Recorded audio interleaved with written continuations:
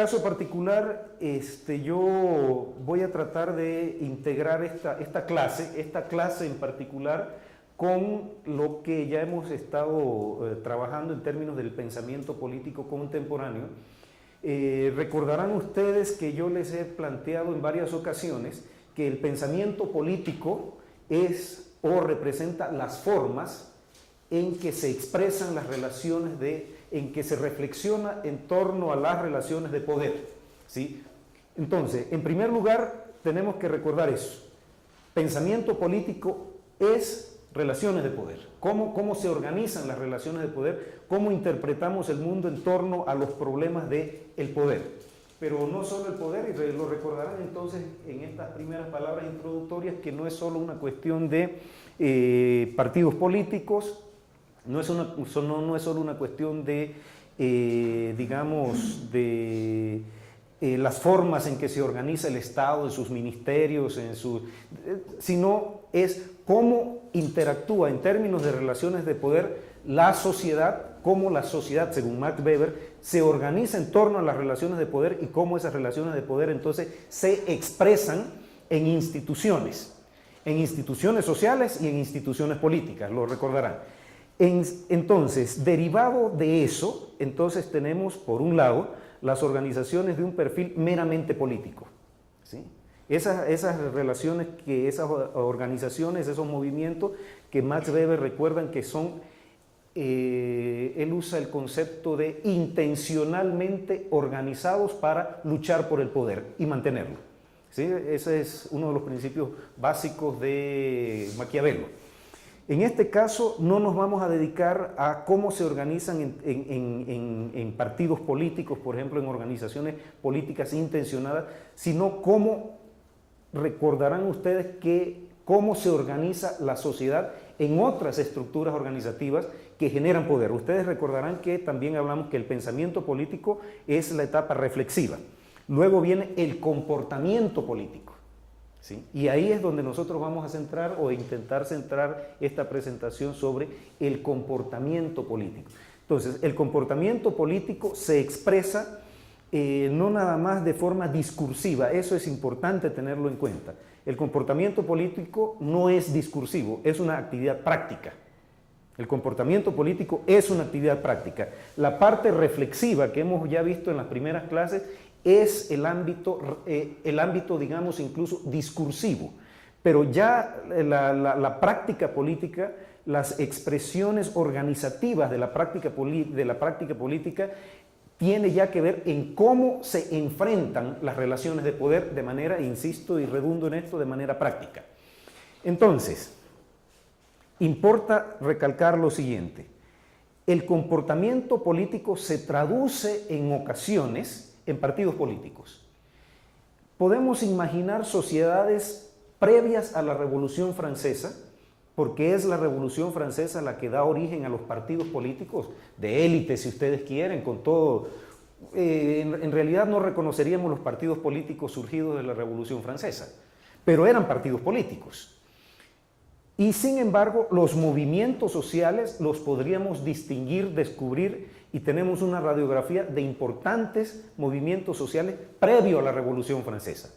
Incluso podemos ir a textos tan antiguos como el Código Hammurabi, 2500 a.C., podemos ver los textos egipcios, 2500, 3000 a.C., que ya están digamos, describiendo importantes movilizaciones sociales. Es decir, una cosa son los partidos políticos como expresión del comportamiento político, y otra cosa muy distinta es los movimientos sociales como expresión también, como expresión organizada del comportamiento político. ¿Me siguen en ese aspecto? Es decir, la historia de los movimientos sociales es muy anterior y mucho más antigua que la historia propiamente de los partidos políticos, aunque la historiografía no quiera distinguir que los movimientos sociales han sido históricamente mucho más antiguos e incluso mucho más poderosos que los mismos y propios partidos políticos. Compañeros, compañeras, podemos pensar en un Estado sin partidos políticos.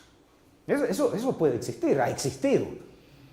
Ahí tenemos los ejemplos de grandes dictaduras, ¿no? Terribles dictaduras que han existido en América Latina, en el mundo, si ustedes quieren, y sin embargo no podemos encontrar ninguna sociedad sin organizaciones del movimiento social.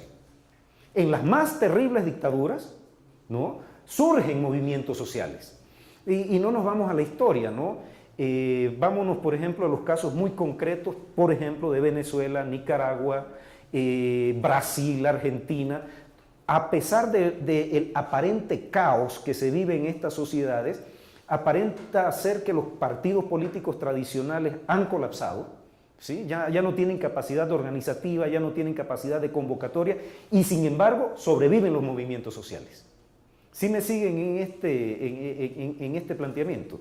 Entonces, puede que los partidos políticos, como expresión del pensamiento político, puedan colapsar. Eso es perfectamente posible. Incluso, en términos de lo que habla Rousseau del contrato social, podemos llegar al acuerdo, al contrato, y como diría Max Weber, a la noción racional de las reglas del juego. Podemos establecer reglas del juego en que dejen de existir los partidos políticos. Usted puede incluso prohibir los partidos políticos, pero de ninguna manera, porque eso no es un decreto, no se puede hacer por decreto, no se pueden prohibir los movimientos sociales. No se pueden judicializar, por usar ese término, y usted prohibir los movimientos sociales. Eso no se puede hacer.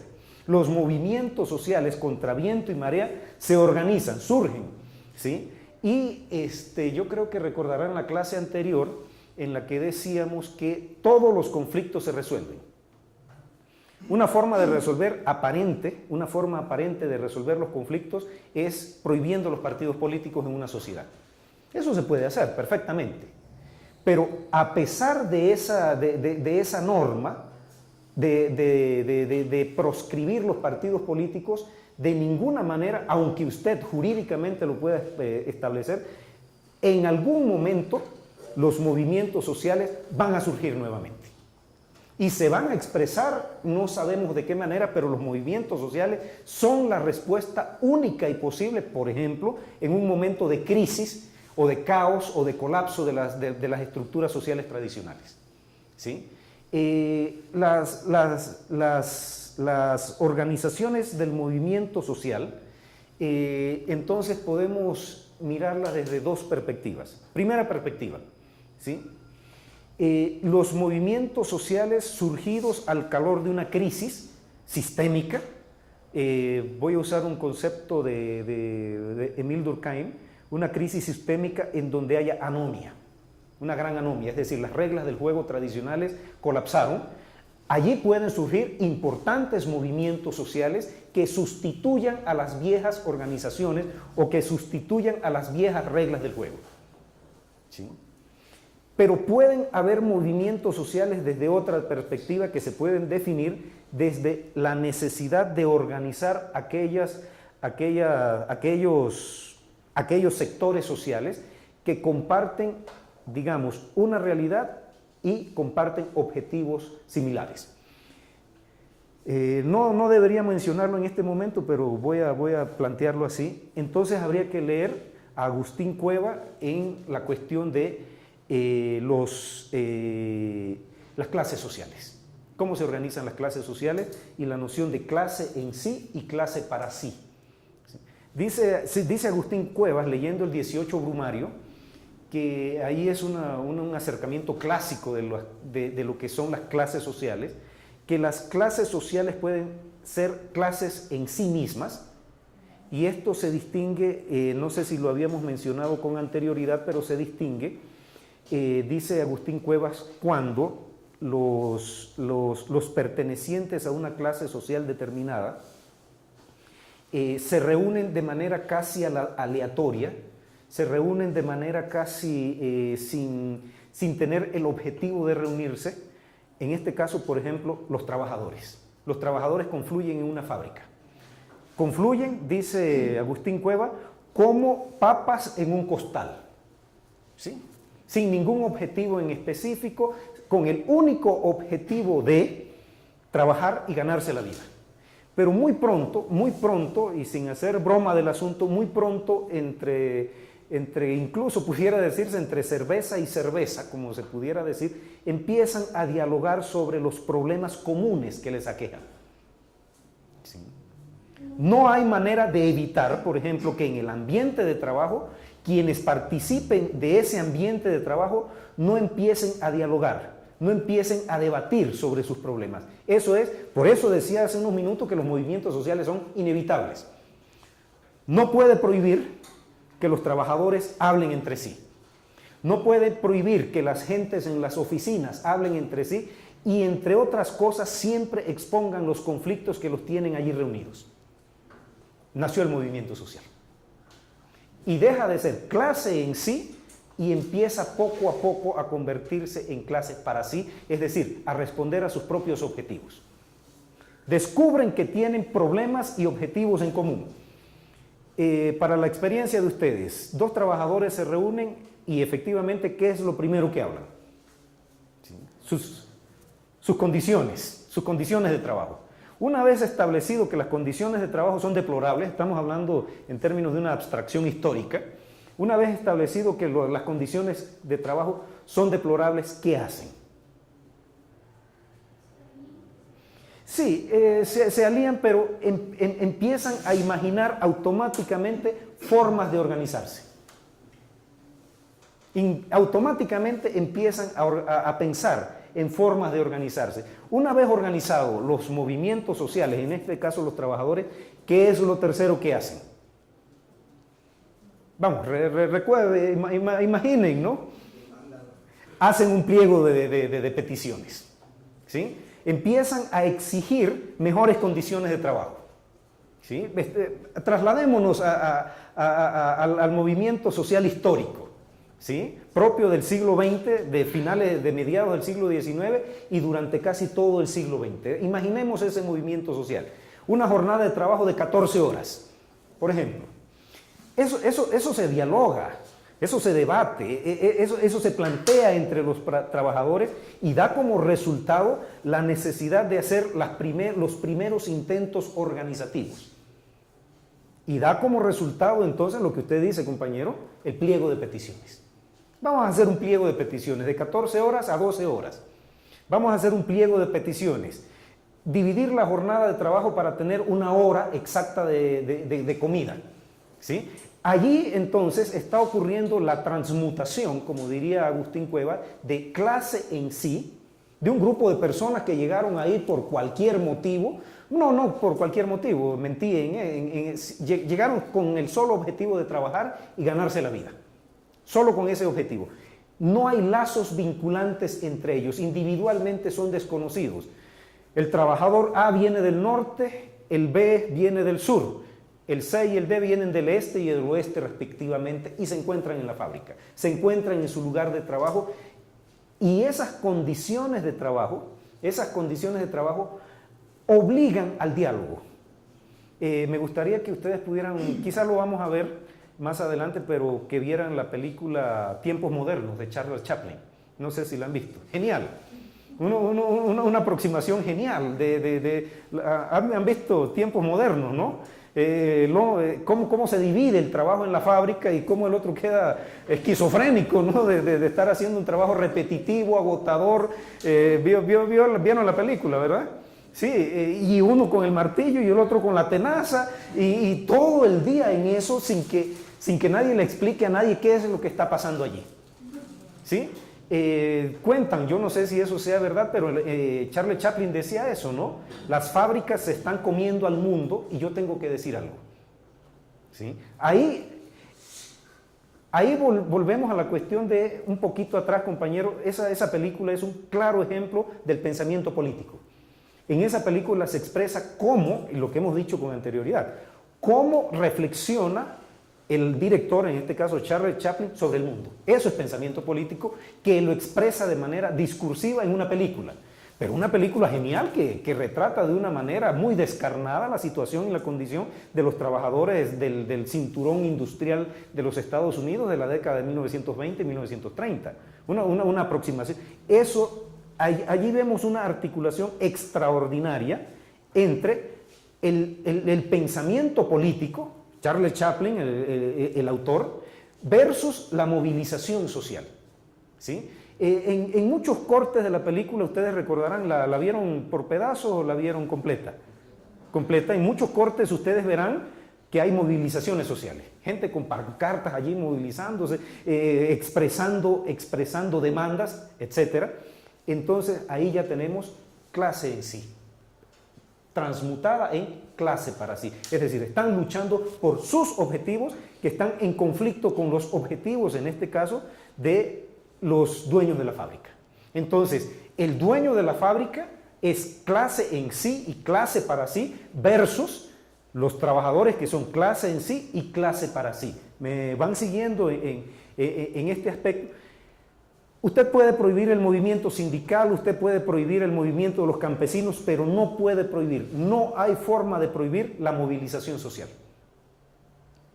Usted la puede criminalizar, ¿sí?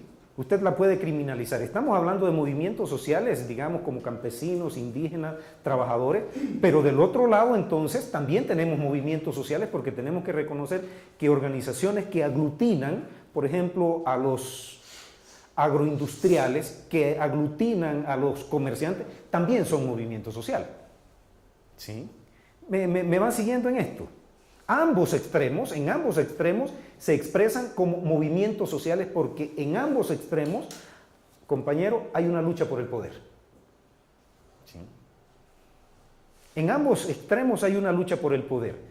Y en este caso recuerden la noción de Max Weber de poder, en donde el poder, dice Max Weber, no es algo que se comparte. O lo tienes o no lo tienes. No, o lo tienes o no. Y la lucha de ambos extremos es por restarle poder al otro extremo. A veces hay equilibrio de poder, ¿sí? Las partes en conflicto están equilibradas, pero generalmente alguna de las partes tiene mucho más poder que la otra. ¿Me van siguiendo en este planteamiento? ¿Sí? Por lo tanto, tanto en un extremo como en el otro tenemos que reconocer movimientos sociales. Podemos dedicarle mucho más tiempo y mucho más recursos intelectuales a los movimientos sociales expresados, por ejemplo, en los campesinos, expresados en los movimientos indígenas, los identitarios, pero todos tienen algo en común, la lucha por el poder. Pero no estamos hablando del Estado nada más, sino lucha por el poder en términos de las conquistas propias de ese movimiento social. Eso quiero que quede claro que la actividad organizativa, las expresiones organizativas son lo que hemos denominado en clases anteriores, como comportamiento político. ¿Sí? También es comportamiento político, aunque no lo vamos a tocar en esta clase en específico, también es comportamiento político aquello que se refiere a la apatía por organizarse. Eso también en sí mismo es un comportamiento político. ¿Sí? En sí mismo es un comportamiento político. Entonces, me van siguiendo en este aspecto. Pasemos al siguiente nivel. Una vez organizada, digamos, la movilización social, lo que usted plantea, compañero, de que ya tenemos un pliego de peticiones, se presenta ese pliego de peticiones, eso es histórico. Que no se haga hoy no quiere decir que no haya sido así en la historia de todos los países industrializados y de todos los países que intentaron algún tipo de industrialización tardía, como el caso de Guatemala. Eso no desconoce la existencia de los movimientos sociales. Hecho el pliego de peticiones, se presenta el pliego de peticiones y ¿qué ocurre, compañero? Usted que ha planteado los dos primeros puntos o cualquiera otro de la clase, entonces tenemos, ¿cuál es el tercer paso? La negociación. La negociación no es más que poner en la mesa el poder de cada uno de los sectores. ¿Sí? Poner en la mesa, vernos las caras y ustedes han visto los concursos de pulso, ¿no? Es eso, ir a la mesa de negociación es ir a ver cuánta fuerza tiene no fuerza, disculpen, cuánto poder. ¿Cuánto poder tiene cada uno de ellos? Vamos a medir fuerzas, Miren el caso que está ocurriendo en este momento, ¿no? Comparen el triste proceso que tienen los médicos pidiendo un aumento salarial. Ya son 2 meses y no han logrado nada. ¿Qué quiere decir? Que en 2 meses usted no ha logrado el aumento salarial que estaba demandando. ¿Qué indica eso? No tiene poder. Los maestros paran 15 días y tiembla la tierra. ¿Sí? Tiembla la tierra. Inmediatamente, no inmediatamente, pero lo estamos diciendo en términos comparativos con los médicos, inmediatamente la sociedad en su conjunto se moviliza. Hasta los taxistas se movilizan. Todo el mundo tiene que ver con la huelga de los maestros. ¿Qué quiere decir? Los maestros tienen más poder. ¿Sí? Y, compañero, lo que le da poder a los maestros no es lo que hacen. Si fuera así, los médicos tendrían extraordinario poder, sino su estructura organizativa. Su estructura, efectivamente, gracias. La masa social que arrastra. No es lo mismo, estábamos sacando cuentas hace unos días que en total en el Ministerio de Salud hay entre 50 y 60 mil trabajadores, que no todos son médicos. Que no todos son médicos. Aproximadamente estamos hablando entre 10 y 12 mil personas que estarían dentro de ese movimiento social. Comparen eso con los cientos de miles de maestros que podemos tener en la calle en algún momento. 180.000, gracias. ¿Sí? Entonces, no es solo lo que se hace, sino cómo las estructuras organizativas de estos sectores sociales generan poder. No estamos en este momento reflexionando en torno a cómo los maestros ganaron poder o cómo los médicos no han ganado poder. Lo que estamos estableciendo, compañeros, es que en la mesa de negociación se ve si hay poder o no hay poder. ¿Sí? No vamos a atender la consulta externa, dicen los médicos, y pasan 2 meses sin atender la consulta externa y no logran doblarle el brazo a su contrario. Estamos hablando, compañera, de una lucha de poder. ¿Sí? Permiso por el ejemplo tan grotesco, si ustedes me lo permiten, ¿no? En este tipo de conflictos hay que pegar primero, porque el que pega primero, pega 2 veces. ¿Sí? Es buscar el problema. Cuando hablamos de ese tipo de planteamientos de lucha de poder, es preguntarse, ¿y si el contrario aguanta el golpe? Lo único que puedo esperar es que no me lo devuelva. Y efectivamente podemos ver en este análisis muy esquematizado que yo estoy haciendo y compartiendo con ustedes, podemos ver que en este caso el Estado resistió el golpe de los médicos. No vamos a atender la consulta externa, no la vamos a atender. Es una amenaza grave, en apariencia una amenaza muy grave. Claro que es una amenaza grave, pero al llevarla a cabo, al ejecutar la amenaza en términos de movilización social, ustedes vieron que el Estado resistió. El Estado resistió. Y todavía 2 meses, y hemos hablado en alguna ocasión con algunos médicos y le decimos, ¿por qué no levantan ya la medida? Y nos dicen una razón muy lógica. Si levantamos la medida sin haber conquistado nada, se demuestra que nosotros organizativamente no valemos nada. ¿Sí? Porque fue entonces una derrota total. Una derrota total. No solo paramos durante 2 meses, 2 meses y medio, sino que nos vimos obligados a levantar la medida y al final de levantar la medida no se consiguió nada. Quiere decir que no tenemos poder. ¿Sí? Y en este caso, cuando hablamos en términos de movimientos sociales, el movimiento social, compañeros, compañeras, es fundamental entender lo que usted se organiza, no solo en torno a objetivos, sino ante la imperiosa necesidad de coaligar poder. Entonces, entendamos a las estructuras organizativas no como un fin en sí mismo. La asociación médica no es un fin en sí mismo, es un medio. Las agrupaciones campesinas, indígenas, no son un fin en sí mismo, son un medio para conseguir poder. Y tener poder para enfrentarse, entonces, porque toda organización social conlleva automáticamente la necesidad de plantear demandas. No hay una organización Podemos estudiarlas, claro, una organización derrotada es otra cosa, pero en términos de abstracción, si hacemos una abstracción sobre la cuestión organizativa, toda estructura organizativa, ya sea del movimiento social o ya sea de empresarios, tiene que conllevar la absoluta necesidad de conseguir poder. Bien, vamos a ver por un momento, hecha esta pequeña y larga introducción a la vez, vamos a ver este cuadro, ¿sí? Este cuadro lo podemos leer en primer lugar de izquierda hacia derecha, ¿sí?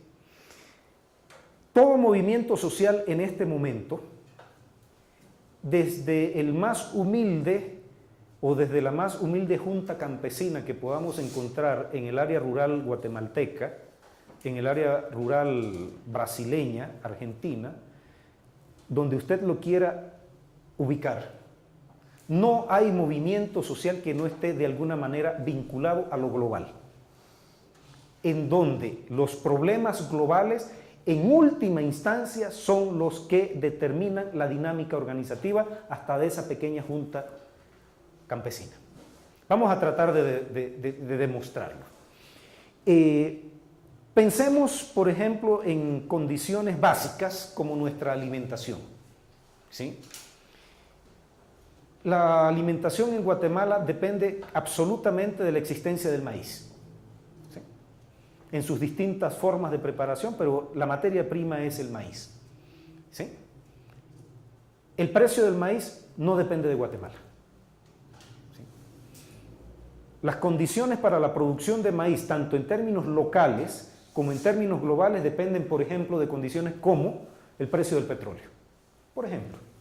Entonces, en una humilde aldea, en un humilde caserío, en donde hayan puestos de ventas de tortillas, por ejemplo, se van a dar cuenta automáticamente de cualquier variación de los precios del maíz y se va a expresar en nuestra dieta. ¿Sí me van siguiendo en ese planteamiento? Para los que tenemos más edad, podemos recordar que las tortillas guatemaltecas eran más grandes y gordas hace 15 años y más suaves que en la actualidad. Todo fue la cuestión de que en Estados Unidos se decidiera utilizar el maíz como combustible. No sé si recuerdan esa crisis 2007, 2008, que, ¿cómo dicen? Sí, para la producción de etanol. Que las grandes plantaciones de maíz en Estados Unidos empezaron a ser utilizadas para producir etanol. Es decir, utilizar un alimento para hacer combustibles para automóviles. Disparó el precio de los combustibles, disparó el precio del maíz y eso se expresó en cualquier rincón de Guatemala que usted lo quiera ir a investigar. Obviamente, la señora que hace las tortillas es ausente de este debate, pero siente el impacto. Sabe que no es lo mismo entregar 6 tortillas por quetzal que entregar 4. ¿Me van siguiendo en la cuestión de que lo global determina lo local? ¿Sí? Y esa humilde señora que hace sus tortillas y elabora sus tortillas no tiene ningún control, absolutamente ningún control de lo que está ocurriendo a nivel global. ¿Sí? Entonces, en esta segunda parte, lo importante sería entender cómo, lo que dice aquí. Primero, toda organización tendría que empezar a entender cómo es la realidad global del momento en que vive su organización. ¿Sí? Veamos, permiso, un caso coyuntural, el conflicto con la CICIG. ¿Sí? Toda organización, sea de un extremo o la de la otra, tiene que ver con ese debate. Es decir, ¿qué está ocurriendo y cómo se estructura y cómo se vincula esa organización local, esa organización, esa pequeña organización que usted quiere echar para adelante, que quiere organizar, cómo esa pequeña organización se vincula con el análisis global de la realidad? Para las comunidades, por ejemplo, de Huehuetenango, es una tragedia la cuestión de las leyes migratorias. Eso es una verdadera tragedia, ¿sí? Entre más rigurosa es la ley migratoria en los Estados Unidos, peor y más grande es el impacto a nivel global. Con Flaxo, en 2014, 2015 y parte de 2016 hicimos algunas investigaciones en el caso de Cuilco, en el caso de La Mesilla y en el caso de Concepción Chiquirichapa, ¿sí? Para esas organizaciones locales, Concepción Chiquirichapa, lo conocen, 10 kilómetros aquí, 20 minutos aquí a tiro de piedra de donde estamos, para esas personas es más importante entender cuál es la política migratoria de Donald Trump que lo que haga el señor Iván Velázquez. ¿Sí? Ellos dependen mucho más en términos materiales directos de lo que ocurra en términos migratorios en Estados Unidos que lo que ocurra incluso dentro de nuestras fronteras. Dependen de las remesas. ¿Sí? Bueno, no vamos... ¿De dónde era la joven que mataron hace unos meses? De San Juan Ostuncalco. ¿Sí? Allí, en un rincón olvidado del mundo, entre comillas ese olvidado, allí se expresa el análisis global de la realidad. ¿Sí? La necesidad de, no me gusta el término, pero usémoslo, de importación de mano de obra de Estados Unidos no depende de Guatemala. Guatemala recibe el impacto de eso. ¿Sí? Entonces, compañera, para las personas que viven en Cuilco y La Mesilla, es mucho más importante sintonizar las noticias y entender lo que está ocurriendo fuera de sus fronteras, a 2.000, 3.000, 4.000 kilómetros de aquí, que lo que está ocurriendo en la ciudad de Guatemala. A eso nos referimos con que toda organización que hace parte del movimiento social en este momento, llámese Guatemala o cualquier país de la región, tiene que entender cuál es la realidad global en la que se están insertando. Yo dijera,